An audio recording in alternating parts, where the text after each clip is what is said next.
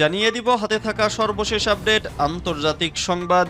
প্রথমেই সংবাদ শিরোনাম, এরপর জানিয়ে দিব ইউক্রেন জুড়ে রাশিয়ার ড্রোন ও ক্ষেপণাস্ত্র হামলা, হতাহত 18। পারমাণবিক ওয়ারহেড তৈরি করেছে ইরান, আঘাত হানতে পারে ইউরোপে। এরপর জানিয়ে দিব পুরোপুরি নিয়ন্ত্রণে এসেছে লস অ্যাঞ্জেলেসের দাবানল। এদিকে ইসরায়েলি কারাগার থেকে মুক্তি পেল 183 ফিলিস্তিনি। সিরিয়ার সারাকে অভিনন্দন জানালেন মিশরের সিসি।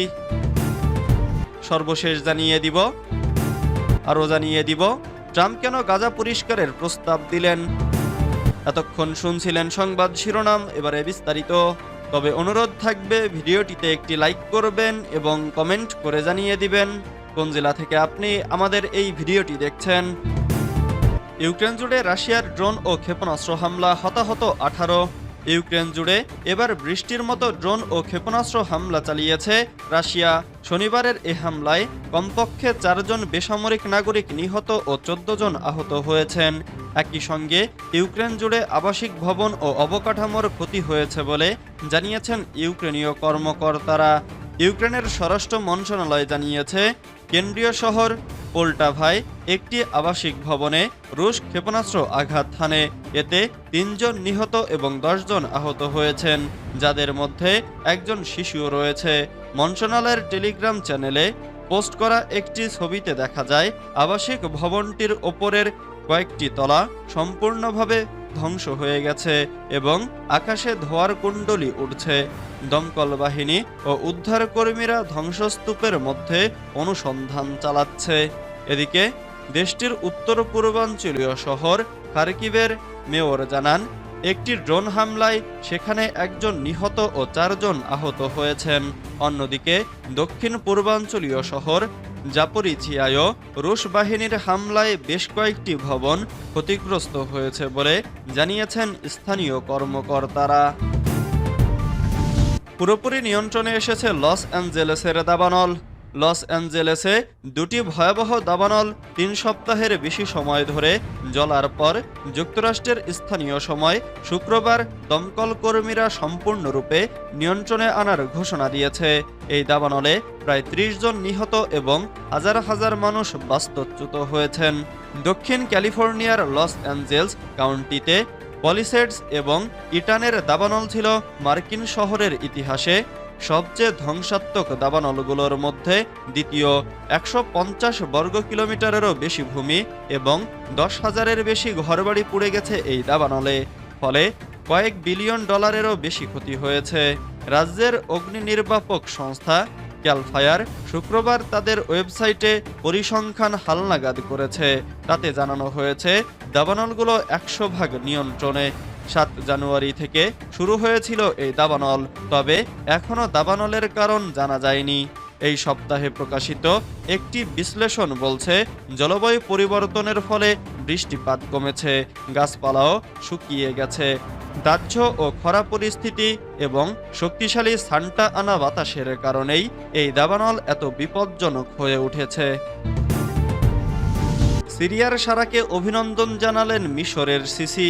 মিশরের president Abdel Fattah al CC সিরিয়ার নতুন প্রেসিডেন্ট আহমেদ আল সারাকে অভিনন্দন জানিয়েছেন। বুধবার সিরিয়ার বিদ্রোহী দলগুলো সারাকে প্রেসিডেন্টের দায়িত্ব দেয়। এক বিবৃতিতে সিরিয়ার জনগণের আকাঙ্ক্ষা অর্জনে তারা সাফল্য কামনা করেছেন সিসি। সারা গত বছরের শেষ দিকে সিরিয়ার সাবেক প্রেসিডেন্ট বাশার আল আসাদের পতনের অভিযানে বিদ্রোহী আক্রমণের নেতৃত্ব দেন।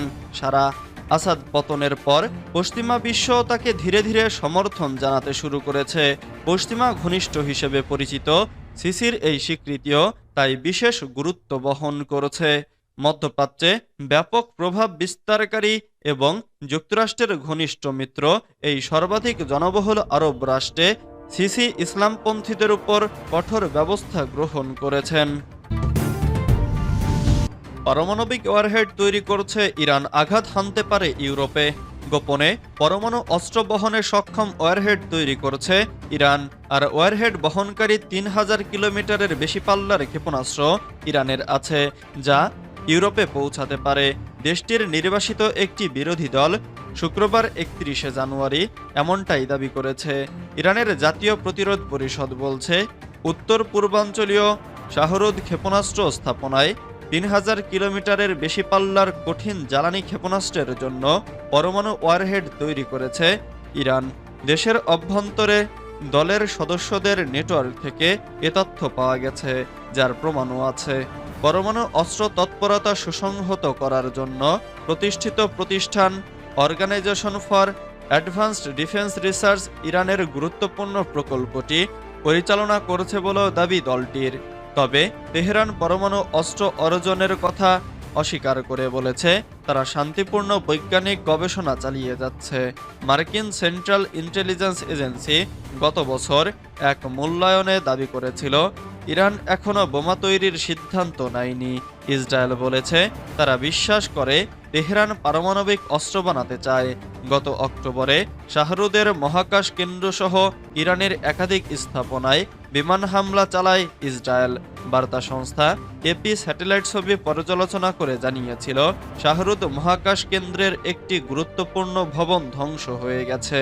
তবে ইরানের প্রতিরক্ষামন্ত্রী আইআরজিসির মহাকাশ কর্মসূচির অংশ হিসেবে ব্যালিস্টিক ক্ষেপণাস্ত্র ও রকেট উৎক্ষেপণকারী শাহরুদ স্থাপনায় ক্ষতির কথা অস্বীকার করেন। ইসরায়েলি কারাগার থেকে মুক্তি পেল 183 ফিলিস্তিনি। ইসরায়েলি কর্তৃপক্ষ জানিয়েছে, আজ মুক্তি পাওয়ার কথা ছিল এমন 183 জন ফিলিস্তিনি বন্দীকে মুক্তি দেওয়া হয়েছে।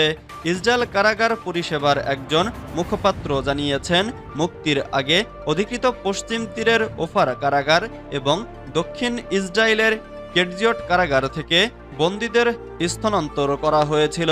আজ মুক্তি পাওয়া বন্দীদের মধ্যে কয়েকজন যাবজ্জীবন বা দীর্ঘ কারাদণ্ড ভোগ করেছিলেন।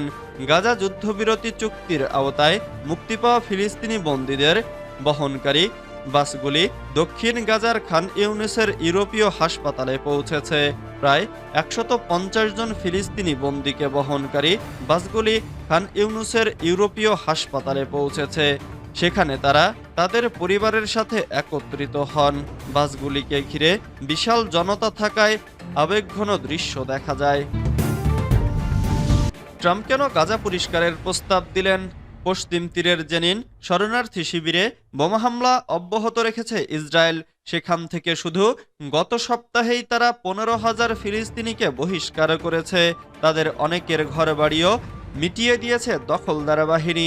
এদিকে আন্তর্জাতিক আইন লঙ্ঘন করে গাজা পরিষ্কারের প্রস্তাব দিয়েছেন মার্কিন প্রেসিডেন্ট ডোনাল্ড ট্রাম্প। সেখানে এখনো 15 লাখ ফিলিস্তিনি রয়েছে। ইসরায়েলি গণহত্যা থেকে কোনো মতে বেঁচে গেছে তারা। ট্রাম্প তাদেরকে মিশর, জর্ডান কিংবা ইন্দোনেশিয়ায় পাঠাতে চান।